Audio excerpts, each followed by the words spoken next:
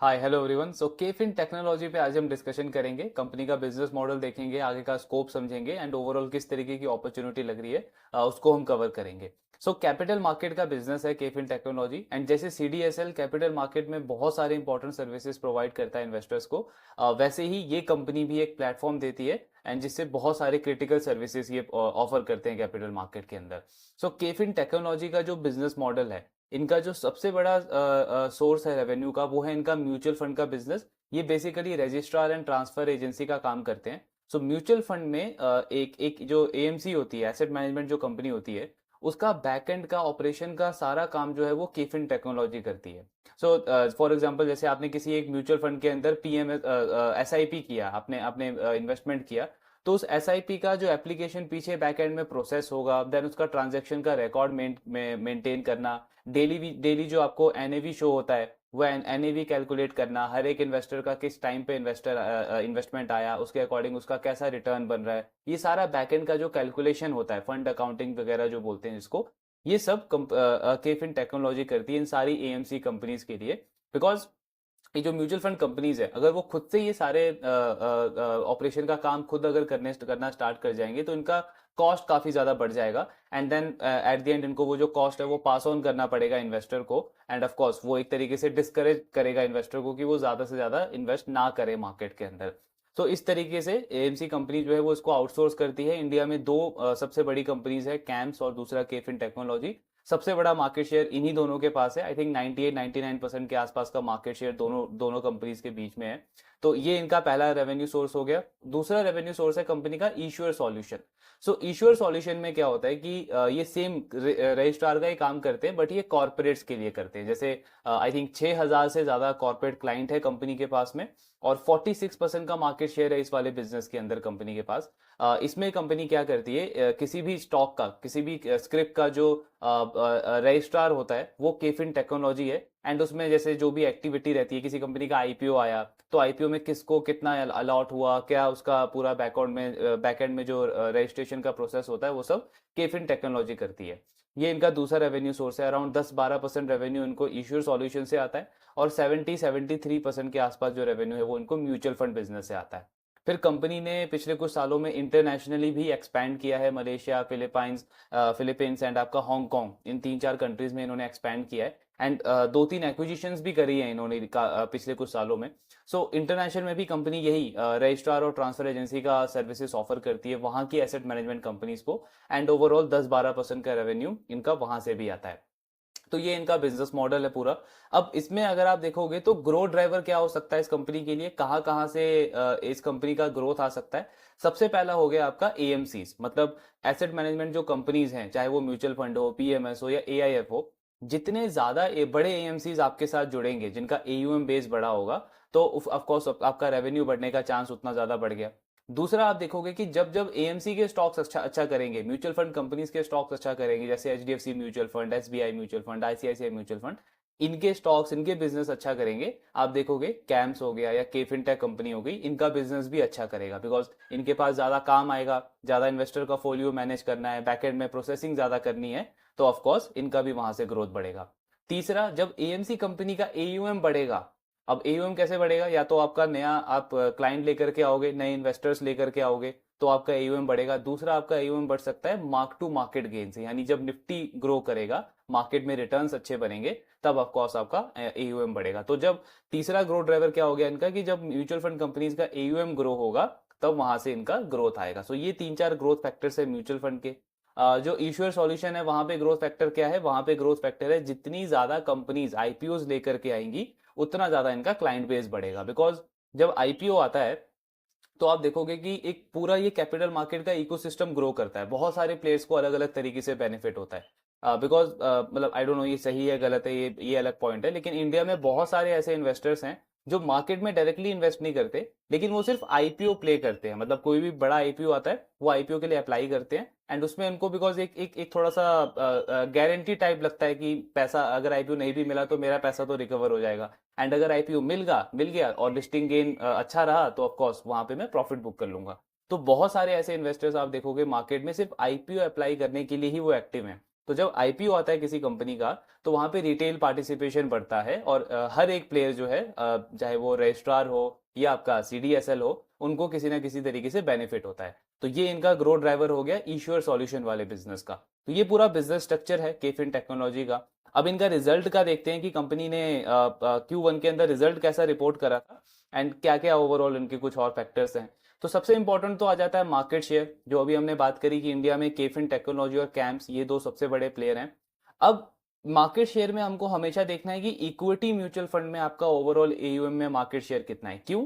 Because India में जो equity में जो पैसा जा रहा है वो बहुत ज्यादा कम जा रहा है। म्यूचुअल फंड में भी जो ज्यादा पैसा जाता है वो डेट म्यूचुअल फंड्स में जाता है, बिकॉज हमारा माइंडसेट थोड़ा काफी ज्यादा कंजर्वेटिव है। तो प्रेफरेंस यहाँ पे इन्वेस्टर्स की क्या रहती है कि यार 8-9% मिल जाए लेकिन सेफ रहे पैसा, वहां पे वोलेटिलिटी किसी को भी पसंद नहीं है। तो लोग प्रेफर करते हैं डेट म्यूचुअल फंड में। लेकिन ये कल्चर जो है पिछले कुछ सालों से काफी तेजी से चेंज हो रहा है। मतलब इन्हीं कंपनी की जो मैनेजमेंट है, जब इनका आईपीओ आया था, अगर उस टाइम पे आप इनकी कमेंट्री सुनोगे तो एक काफी अच्छा इंसाइट इन्होंने शेयर किया था। इनका कहना था कि 2010 से 2015-18 के बीच में जो आपने एक पूरा साइकिल देखा था, एक बूम देखा था, तो वहां पे ई कॉमर्स कंपनीज को काफी ज्यादा पुश मिला था। मतलब ई कॉमर्स कंपनी काफी ज्यादा ग्रो कर रही थी, नई टेक्नोलॉजी आ रही थी। हर एक कुछ साल के टाइम पे हम देख रहे थे कि नई नई नई कंपनीज आ रही है ई कॉमर्स में, अमेजोन, फ्लिपकार्ट, स्नैपडील, मिंत्रा, इन सारी कंपनीज का एक अच्छा ग्रोथ फेस रहा। इनकी मैनेजमेंट का कहना है कि क्योंकि टेक्नोलॉजी इतनी ज्यादा एडवांस हुई है फाइनेंशियल सेक्टर के अंदर, एंड उसके ऊपर से जो सेबी ने नए नए ट्रांसपेरेंसी लाई है, वहां से 2017-2018 से ये पूरा डेकेड जो इनका विजन है, ये जो पूरा डेकेड है 2030 तक, वो इनको कैपिटल मार्केट के लिए एक बहुत वैसा बूम वाला बिजनेस दिखता है। एंड उसमें आप मतलब आप भी क्लोजली ऑब्जर्व कर सकते हो कि आपके सर्कल में भी जो लोग हैं, उन्होंने पिछले 2-3-4 साल के अंदर काफी ज्यादा इन्वेस्टमेंट करना स्टार्ट किया, इन्वेस्टमेंट की बातें करनी स्टार्ट करी है या उस पर एटलीस्ट फोकस करना स्टार्ट किया है। तो ये जो कल्चर है वो कल्चर शिफ्ट हो रहा है। एंड इससे सबसे बड़ा बेनिफिट कहाँ पे होगा?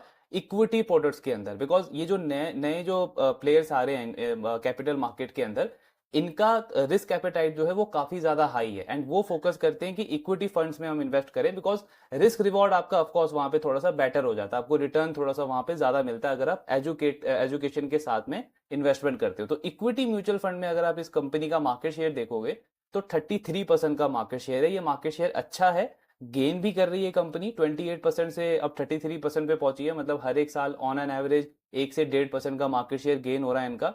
लेकिन इसमें इंपॉर्टेंट चीज ये है कि जो बड़ा प्लेयर है वो कैम्स है। कैम्स के पास में अराउंड 64-65% के आसपास का मार्केट शेयर है इक्विटी म्यूचुअल फंड की जब हम बात करते हैं। तो दूसरा इनका जो ग्रोथ फैक्टर हमने डिस्कस किया था कि एएमसी ज्यादा से ज्यादा आपके पास होनी चाहिए।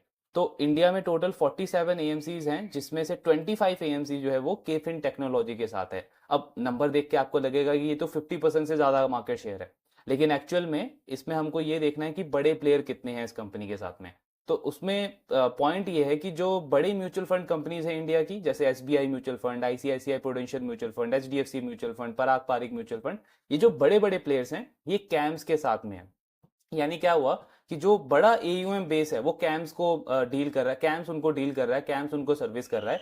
केफिन टेक्नोलॉजी के पास में छोटे छोटे एएमसीज हैं। लेकिन इसमें भी एक और इंटरेस्टिंग पॉइंट जो शिफ्ट होता हुआ दिख रहा है पिछले कुछ सालों में, कि इंक्रीमेंटल जो नए प्लेयर्स आ रहे हैं मार्केट में, जैसे पिछले कुछ सालों में आप देखोगे तो ग्रो म्यूचुअल फंड बहुत ग्रो हो रहा है आपका, देन जो क्वांट म्यूचुअल फंड है उसने काफी अच्छे से ग्रो किया है। तो ये जो नई एएमसीज आ रही है, इनको एक्वायर करने में के फिनटेक काफी ज्यादा एफिशिएंट प्रूव हो रहा है, एंड वहां पे वो कैम्स को बीट कर रहा है।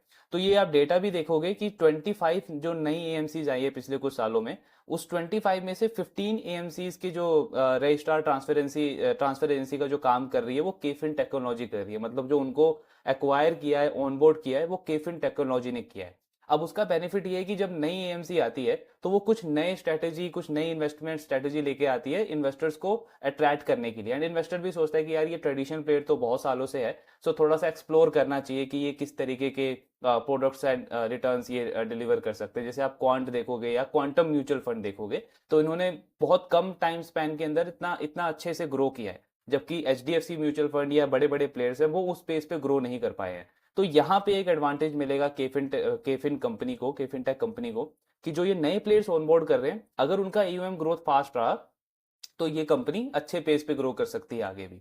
फिर इनका एसआईपी में आप मार्केट शेयर देखोगे तो 39% का मार्केट शेयर है। देन ये ईश्वर सॉल्यूशन में 46% का मार्केट शेयर है। एनएसई 500 में जितनी भी कंपनीज हैं उसमें से 46% market share K fintech company रखती है।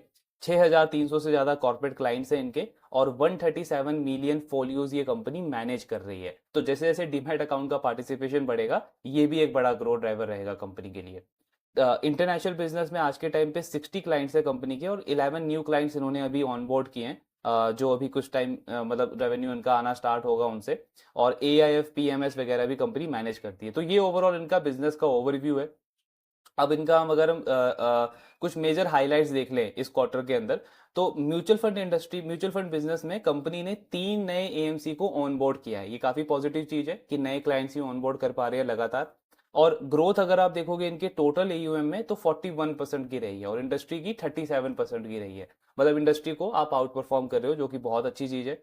ईश्वर सॉल्यूशन में बहुत बड़ा हाईलाइट रहा है, इनको नए मैंडेट्स मिले हैं, काफी सारे नए IPOs जो आने वाले हैं, जिसमें ITC होटल जो डीमर्ज हो रहा है ITC से, फिर आपका हुंडई मोटर इंडिया का सबसे बड़ा IPO, बजाज हाउसिंग फाइनेंस का जो सेकंड क्वार्टर में IPO आया उसका रजिस्ट्रार भी के फिनटेक था। देन आपका Bharat Pe, Pine Labs, Niva Bupa, Honda motorcycle, ये सारे जो बड़े बड़े मेन बोर्ड IPOs आने वाले हैं, उनका मैंडेट जो है वो के फिनटेक कंपनी को मिला है। तो यानी मार्केट शेयर लगातार कंपनी अच्छे पेस पे गेन कर रही है अपने ईश्वर सॉल्यूशन वाले बिजनेस में भी।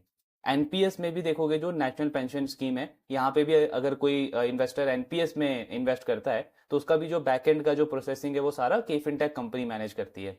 इनका सब्सक्राइबर बेस 27% से ग्रो हुआ है इस बिजनेस में, जबकि इंडस्ट्री में सिर्फ 12% की ग्रोथ रही है। तो मोर देन 2 टाइम ये इंडस्ट्री को आउट परफॉर्म कर रहे हैं इस बिजनेस के अंदर भी। सो ओवरऑल हर एक सेगमेंट काफी अच्छा ग्रो कर रहा है कंपनी का। अब इनका रिजल्ट देख लेते हैं कि ओवरऑल Q1 में नंबर्स कैसे रिपोर्ट करे इन्होंने। सो रेवेन्यू अगर आप देखोगे तो 31% से ग्रो हुआ है कंपनी का रेवेन्यू। मार्जिन में बहुत अच्छा एक्सपेंशन है, 38% का 42% का मार्जिन हो गया इस क्वार्टर के अंदर। एंड ऑपरेटिंग लिवरेज मिला कंपनी को, तो पैट ग्रोथ कंपनी का 57% से ग्रो हुआ है। सो रिजल्ट बहुत सॉलिड रिपोर्ट करा है कंपनी ने। एंड ओवरऑल जो नए कॉन्ट्रैक्ट्स ये गेन कर पा रहे हैं उसमें भी काफी अच्छा मोमेंटम है कंपनी का। कॉल में अब देखते हैं जल्दी से कि मैनेजमेंट कैसा आउटलुक दे रहा है आने वाले क्वार्टर्स में, एंड ओवरऑल कैसी अपॉर्चुनिटी हम देख सकते हैं इसके बिजनेस के अंदर। सो रिजल्ट हमने डिस्कस किया, रिजल्ट काफी अच्छे हैं। एंड कंपनी कह रही है कि इस रिजल्ट में सबसे मेन जो हाईलाइट है वो ये है कि Q1 जनरली हमारा स्लो रहता है हमारी इंडस्ट्री के अंदर। उसका रीजन ये है कि Q4 एक बहुत हाई एनर्जी क्वार्टर रहता है, उसमें वॉल्यूम, ट्रेड वॉल्यूम काफी ज्यादा होते हैं। SIPs बहुत सारे लोग इन्वेस्ट करते हैं, स्टार्ट करते हैं। देन इंश्योरेंस का भी एक काफी अच्छा बिजनेस रहता है। तो ये सारी चीजें होती है, और कॉर्पोरेट एक्शन भी बहुत होता है, चाहे आपका वो डिविडेंड इशू करना हो, बोनस हो, स्प्लिट हो, ये सारी चीजें फोर्थ क्वार्टर के अंदर बहुत ज्यादा होती है। और उसके बाद जो फर्स्ट क्वार्टर होता है वो थोड़ा सा रिलैक्सेशन पीरियड होता है, जहां पे रेवेन्यू मार्जिन थोड़े से कम होते हैं हमारे बिजनेस में। लेकिन इस क्वार्टर में जो इतना सॉलिड ग्रोथ देखा है हमने, ये एक तरीके से हमको काफी एक्साइट कर रहा है आने वाले 2-3 क्वार्टर्स को लेकर के। एंड कंपनी कह रही है कि अब इसमें क्वार्टर ऑन क्वार्टर ग्रोथ भी हमारा 4% रहा है। मतलब मार्च क्वार्टर से अगर हम फर्स्ट क्वार्टर को कंपेयर करें तो 4% की ग्रोथ आई है कंपनी के रेवेन्यू में। मार्जिन में ऑफकोर्स थोड़ा सा फॉल हुआ है, बिकॉज आपको फर्स्ट क्वार्टर में सैलरी वगैरह हाइक करनी पड़ती है, कॉन्ट्रैक्ट्स आपके कुछ रिन्यू होते हैं। 5,000 से ज्यादा एम्प्लॉय है कंपनी के, तो उसकी वजह से मार्जिन में थोड़ा सा डिक्लाइन हुआ है। लेकिन रेवेन्यू ग्रोथ 4% की रही है कंपनी की। एंड मैनेजमेंट कह रहा है कि ये एक तरीके से ट्रेंड सेट कर रहा है हमारे आने वाले क्वार्टर्स के लिए। देन कंपनी का कहना है कि 280 नए क्लाइंट्स इन्होंने अपने ईश्वर सॉल्यूशन वाले बिजनेस में ऑनबोर्ड किए हैं। मतलब अब ऑनबोर्ड से मतलब ये नहीं हो जाता है कि आपको इमीडिएटली उसका रेवेन्यू मिल जाएगा। उसका रेवेन्यू तो आपको तभी मिलेगा जब वो कंपनीज IPO लेकर के आएंगी। लेकिन मैनेजमेंट ओवरऑल काफी कॉन्फिडेंट है कि अगले 2 से 3 क्वार्टर के अंदर बहुत बड़े मेन बोर्ड IPOs आने वाले हैं, एंड वहां से ये इनको एक अच्छा रेवेन्यू सोर्स मिलेगा। कंपनी का कहना है कि जो हमने DRHPs देखे हैं कुछ कंपनीज के, कुछ बिजनेसेस के, सो हमको एक्सपेक्टेड है कि नियर फ्यूचर में 2-3 क्वार्टर के अंदर बड़े बड़े IPOs मार्केट के अंदर आएंगे, जिसमें कंपनी कह रही है कि जो ITC का जो डीमर्जर है होटल बिजनेस का, वो भी उसमें इंक्लूडेड है। देन इंटरनेशनल बिजनेस कंपनी कह रहा है कि अच्छे पेस पे ग्रो कर रहा है। पिछले 2-3 साल इंटरनेशनल मार्केट में मतलब रिटर्न अच्छा नहीं रहा था, इंडियन मार्केट्स उनको लगातार आउट परफॉर्म कर रही थी। बट मैनेजमेंट कह रही है कि पिछले 2-3 क्वार्टर से इंटरनेशनल मार्केट में अच्छा मोमेंटम बढ़ा है। इनका मलेशिया का बिजनेस हो, और भी जो 2-3 जगह पे वहाँ पे M2M गेन मिल रहा है कंपनी को, तो वो भी अच्छा कर रहे हैं। फिर थाईलैंड में कंपनी को एक नया कॉन्ट्रैक्ट मिला था, जिसका फर्स्ट फेज इन्होंने अप्रैल में लॉन्च कर दिया था। सेकंड फेज जो है वो अभी ये सेकंड क्वार्टर में इन्होंने लॉन्च किया हुआ है। इसके साथ में कंपनी कह रही है कि और भी नए डील्स पाइपलाइन में है हमारे थाईलैंड के अंदर ही, तो वहां पे भी नए क्लाइंट्स हम गेन करते चले जा रहे हैं। पेंशन स्कीम वाला जो बिजनेस है उसमें भी जैसे हमने डिस्कस किया कि इंडस्ट्री से 12% पे ग्रो करी, इनका ग्रो 27% पे रहा है। देन कंपनी कह रही है कि जो हम हाई क्वालिटी टेक सॉल्यूशन जो डिलीवर कर पाते हैं वो हमारे पीयर्स के लिए डिलीवर कर पाना या उसको मैच कर पाना बहुत ज़्यादा डिफिकल्ट है। तो वहां से हमको एक एडवांटेज आ रहा है कि लगातार हम नए क्लाइंट को ऑनबोर्ड कर पा रहे हैं। देन अभी एक नई एक्विजिशन के ऊपर भी फोकस कर रही है कंपनी, इंटरनेशनल मार्केट के अंदर ही इनका प्लान है, एक नया एक्विजिशन करेंगे। कुछ टाइम पहले इन्होंने वेबाइल टेक्नोलॉजीज और हेक्साग्राम दो कंपनी को इन्होंने एक्वायर करा था, और कंपनी कह रही है कि उनका रेवेन्यू भी जो है वो डबल हो गया है on a Y Y basis, तो उनसे भी ग्रोथ काफी अच्छा आ रहा है। देन एसआईपी का फ्लो काफी अच्छा है। कंपनी कह रही है कि म्यूचुअल फंड का हर एक जो सेगमेंट है, पैरामीटर है, चाहे वो एयूएम हो या आपका एसआईपी हो या इनफ्लो हो, इन हर एक पैरामीटर पे या तो हम अपने मार्केट शेयर को मेंटेन कर रहे हैं या मार्केट शेयर को और इम्प्रूव कर रहे हैं, तो वहां पे काफी अच्छा ग्रोथ देखने को मिल रहा है। देन उसके साथ में डीमैट अकाउंट्स लगातार बढ़ते जा रहे हैं। 17 करोड़ के आसपास टोटल डीमैट अकाउंट्स हो गए हैं और उसमें 32% की ग्रोथ रही है। तो जैसे जैसे डीमैट अकाउंट बढ़ेगा वहां से भी कंपनी का ग्रोथ बढ़ेगा। इश्योर सॉल्यूशन में दो ग्रोथ ड्राइवर हो जाता है, एक तो नई कंपनी जब आती है आईपीओ लेकर के तो उनके ये रजिस्ट्रार बनते हैं। दूसरा, जब नए अकाउंट्स आते हैं, नए रिटेल पार्टिसिपेशन बढ़ता है जब मार्केट के अंदर, तब भी ऑफ कोर्स बिकॉज आपका जो फोलियो मैनेजमेंट है वो बढ़ जाता है, नंबर ऑफ फोलियोज आपके बढ़ जाते हैं, तो वहां से भी ग्रोथ आती है कंपनी को। देन इंटरनेशनल मार्केट में कंपनी ने पिछले 12 महीने के अंदर 12 न्यू क्लाइंट्स ऑनबोर्ड किए हैं, और जिसमें से दो बड़े जो कॉन्ट्रैक्ट्स है वो इनको पिछले लास्ट 4 वीक्स के अंदर ही मिले हैं। तो मैनेजमेंट कह रहा है कि जो कंसिस्टेंटली हम वहां पे नए क्लाइंट्स ऑनबोर्ड कर पा रहे हैं, एंड ये एक तरीके की बड़ी एग्जीक्यूशन कैपेबिलिटी शो करता है हमारी। देन इंटरनेशनल मार्केट में इनका जो पर एयूएम ट्रांजैक्शन है वो इनको ज्यादा मिलता है कंपेयर टू इंडियन मार्केट, तो इसलिए मैनेजमेंट कह रही है कि वहां पे ऑपरेटिंग मार्जिन और ऑपरेटिंग लेवरेज मिलता है हमको, जो कि इंडियन मार्केट में उस लेवल तक नहीं मिलता, इसीलिए हम कम एफर्ट के साथ में इंटरनेशनल मार्केट में ज्यादा पेस पे ग्रो कर सकते हैं compare to Indian markets. Then management का कहना है कि ये जो फर्स्ट क्वार्टर का जो परफॉर्मेंस आया ये इसलिए भी इंपॉर्टेंट है कि Q1 यूजुअली हमारा बहुत स्लो क्वार्टर रहता है, लेकिन उसमें जब इस तरीके के नंबर्स आ गए हैं तो जो सीजनली अच्छे क्वार्टर रहते हैं हमारे Q2, Q3, Q4, जिसमें कॉर्पोरेट्स का एक्शन काफी ज्यादा होता है, डिविडेंड होता है, आपका बोनस इशू होता है, बायबैक्स होते हैं, मर्जर डीमर्जर की एक्टिविटीज होती है, तो ये सब आने वाले क्वार्टर्स में होगा, सेकंड थर्ड फोर्थ क्वार्टर में। इस चीज को लेकर के हम काफी ज्यादा एक्साइटेड हैं कि जब Q1 में इतना अच्छा ग्रोथ आया है तो आने वाले क्वार्टर्स में मोमेंटम ये बहुत अच्छा रहेगा। तो मतलब अभी तक इन्होंने ग्रोथ गाइडेंस दिया नहीं है, लेकिन जस्ट इस वर्डिंग से हम आइडिया लगा सकते हैं कि कंपनी किस लेवल का ट्रेंड एक्सपेक्ट कर रहा है अपने आने वाले क्वार्टर्स के अंदर, बिकॉज इनका बिजनेस का साइकिल कैसा रहता है कि Q1 में थोड़ा सा कम ग्रोथ हुआ, then second third fourth quarter में वो ट्रेंड जो है वो पिकअप करना स्टार्ट करता है। लेकिन इस बार Q1 के अंदर ही एक हाई ग्रोथ कंपनी ने अचीव किया है, एंड क्योंकि सीजनैलिटी फैक्टर जो है वो इनका सेकंड थर्ड फोर्थ क्वार्टर में प्ले आउट होता है, तो कंपनी कह रही है कि फर्स्ट क्वार्टर में जो हाई ट्रेंड सेट हो गया वो यहां से हमारा आगे का ट्रेंड अच्छा रहने का एक्सपेक्टेशन है, तो काफी हाई ग्रोथ कंपनी एक्सपेक्ट कर रही है इस बिजनेस में। देन मर्जर एक्विजिशन पे मैनेजमेंट कह रहा है कि तीन तरीके की कैटेगरीज में हम एक्विजिशन प्रेफर करते हैं। पहला तो प्रेफर होता है कि अगर हमको किसी नई ज्योग्राफी में एक्सपैंड करना है तब हम एक्विजिशन को जाते हैं। दूसरा, हम देखते हैं कि कोई भी नया प्रोडक्ट लाइन या एसेट लाइन हमारे बिजनेस में ऐड हो रहा है, जैसे फॉर एग्जांपल अगर अभी तक हम पीएमएस नहीं कर रहे हैं कुछ कंपनीज का, लेकिन किसी कंपनी को एक्वायर करके वो बिजनेस हमारा ऐड हो जाएगा, तो हम एक्विजिशन करेंगे। और तीसरा होता है जब इंडस्ट्री में कंसोलिडेशन हो रहा होता है, जैसे इन्होंने कुछ टाइम पहले बीएनपी परिबास सुंदरम का बिजनेस एक्वायर करा, तो इंडस्ट्री में जब कंसोलिडेशन हो रहा होता है तब कंपनी एक्विजिशन करती है, बिकॉज वहां से भी ऑफकोर्स आपको मार्केट शेयर गेन होता है। तो ये इनकी स्ट्रैटेजी रहती है एक्विजिशन की। देन कंपनी कह रही है कि अभी जो इंटरनेशनल मार्केट में हम एक्विजिशन देख रहे हैं उसमें हमारा स्वीट स्पॉट जो है वो $50 मिलियन से लेकर के $75 मिलियन के बीच में है। बट ऑफ कोर्स अगर हमको डील अच्छी लगी, कोई एक अच्छा पोटेंशियल एक्वायर लगा हमको, कोई कंपनी लगी, तो हम उससे ज्यादा की डील भी पे कर सकते हैं, एंड उसके लिए हम डेट वगैरह ले सकते हैं, बिकॉज अभी हम टोटली डेट फ्री कंपनी है। अच्छा कैश फ्लो भी कंपनी जनरेट कर रही है लगातार। देन कंपनी का कहना है कि एएमसी बिजनेस हमारा काफी अच्छा चल रहा है। ऑफ कोर्स जो इन्होंने तीन नए कॉन्ट्रैक्ट जो अभी इनको मिले हैं Q1 के अंदर, उसमें कंपनी कह रही है कि दो कॉन्ट्रैक्ट्स पे तो काम ऑलरेडी स्टार्ट हो गया है एंड उनका रेवेन्यू सेकंड क्वार्टर में ऐड होगा। प्लस जो तीसरा भी जो कॉन्ट्रैक्ट है वो भी अभी 1 से 2 हफ्ते के अंदर उस पर भी काम स्टार्ट हो जाएगा, एंड तीनों कॉन्ट्रैक्ट्स का रेवेन्यू हमारा सेकंड क्वार्टर के रेवेन्यू में ऐड होगा, प्लस अगले साल से हम इनको एएमसी भी चार्ज करेंगे, एनुअल मेंटेनेंस चार्जेस भी रहेगा, तो एक तरीके का रेकरिंग रेवेन्यू आना स्टार्ट हो जाएगा हमारे लिए। देन ग्रोथ वाइज मैनेजमेंट का कहना है कि मिड 20s में ग्रोथ कंपनी एक्सपेक्ट कर रही है इस साल के अंदर, मतलब 25% के आसपास का ग्रोथ कंपनी देख रही है। एंड इनका कहना है कि ये नए नए आईपीओस भी इसमें एक बहुत बड़ा रोल प्ले करेंगे, बिकॉज कंपनी का कहना है कि नए आईपीओ से मतलब इमीडिएट रेवेन्यू तो मिलेगा, बट एक एन्युटी कॉन्ट्रैक्ट हो जाता है, क्योंकि जो आपके जिस कंपनी के आप रजिस्ट्रार बन गए हो उनका तो आप फोलियो हर साल आपको मैनेज करना है, तो एनुअली कंपनी उनको चार्ज करती है, मतलब एक तरीके से रेकरिंग रेवेन्यू बन गया वो भी इनके लिए। एंड इनका कहना है कि ऑलमोस्ट 30 आईपीओ हम देख पा रहे हैं कि अगले 2 से 3 क्वार्टर के अंदर 30 आईपीओ आएंगे, जो जिनका डीआरएसपी वगैरह हमने देखा है, एंड वहां से एक इमीडिएट रेवेन्यू सोर्स हमारा जनरेट होगा। तो ये 25-30% का ग्रोथ को लेकर के मैनेजमेंट काफी कॉन्फिडेंट है ओवरऑल। देन मार्जिन पे कंपनी कह रही है कि अभी हमारा गाइडेंस वही है, 40 से 45% का मार्जिन हम एक्सपेक्ट कर रहे हैं। ये गाइडेंस हम तब बढ़ाएंगे जब हमें कॉन्फिडेंट होगा कि 45 से 50% के बीच का मार्जिन हम मेंटेन कर सकते हैं। अभी एक्चुअली हमको बहुत सारा जो पैसा है वो री इन्वेस्ट करना पड़ता है बिजनेस में, टेक्नोलॉजी ट्रांसफॉर्मेशन वगैरह के ऊपर, तो इसीलिए गाइडेंस अभी हम 40 से 45% ही रख रहे हैं।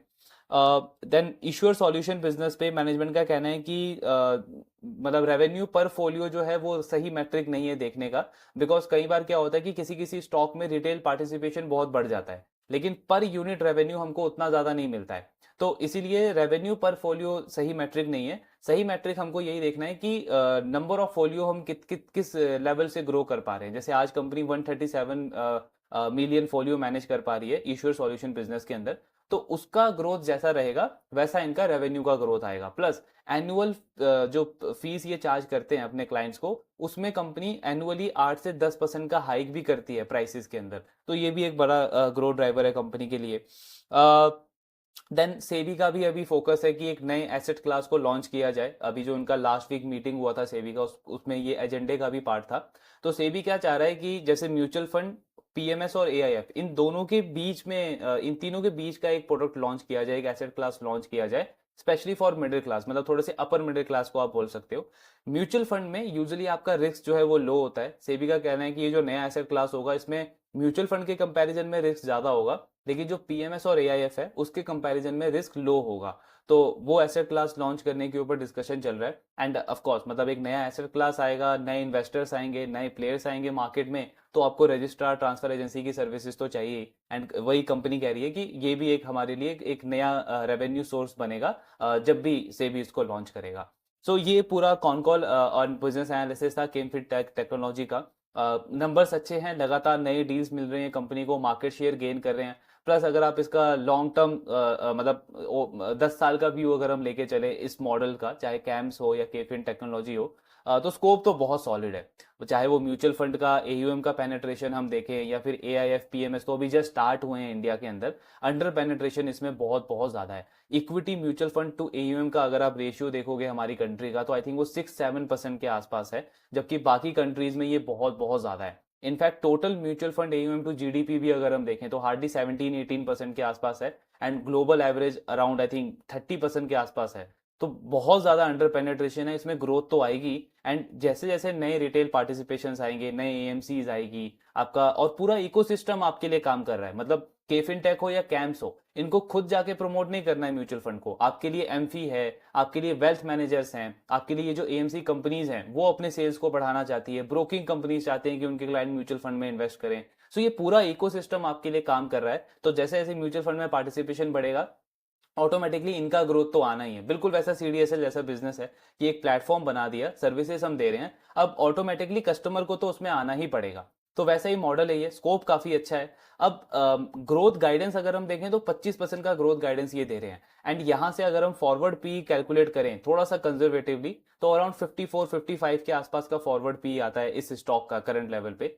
सो मतलब री रेटिंग की अपॉर्चुनिटी तो उस तरीके से नहीं दिखती है करंट लेवल पे, अंटिल अगर इस ग्रोथ गाइडेंस को भी कंपनी आउट परफॉर्म कर देती है, एंड मतलब अलग ही लेवल की ग्रोथ इनकी आ जाए अगले 2-3 क्वार्टर के अंदर। लेकिन स्टिल एक अच्छे रिटर्न्स हम एक्सपेक्ट कर सकते हैं स्टॉक से, इस बिजनेस से करंट लेवल पे भी, बिकॉज मोमेंटम बहुत सॉलिड है। ऐसा कुछ दिखता नहीं है नियर फ्यूचर में कि एयूएम डिक्लाइन हो रहा हो या एसआईपी का फ्लो एकदम से कम हो गया हो, बिकॉज हमने पास्ट में बार बार देखा है कि जब भी थोड़ी बहुत अनसर्टेनिटी बढ़ती है मार्केट में, थोड़ा सा भी करेक्शन आता है, तो एसआईपी फ्लो बहुत बढ़ जाता है। पूरा म्यूचुअल फंड का अगर आप मार्केट देखोगे तो $500 बिलियन से $600 बिलियन तक हम पहुंचे हैं इंडिया में म्यूचुअल फंड की पूरा AUM सिर्फ 7 से 8 महीने के अंदर। तो 20% की ग्रोथ सिर्फ 7 to 8 मंथ्स के अंदर हुई है। इस लेवल पे SIP के फ्लोज या म्यूचुअल फंड के फ्लोज लगातार बढ़ रहे हैं। तो नियर फ्यूचर में ऐसी अभी तक तो कोई विजिबिलिटी नहीं दिखती कि ग्रोथ में डिक्लाइन होना चाहिए। IPOs का पाइपलाइन भी बहुत स्ट्रांग है। सो एक इंटरेस्टिंग बैट हो सकता है, ट्रैक इसको करते रहेंगे। सेकंड क्वार्टर में देखेंगे कैसे नंबर्स आते हैं। फॉरवर्ड पी वही 53-54 लग रहा है,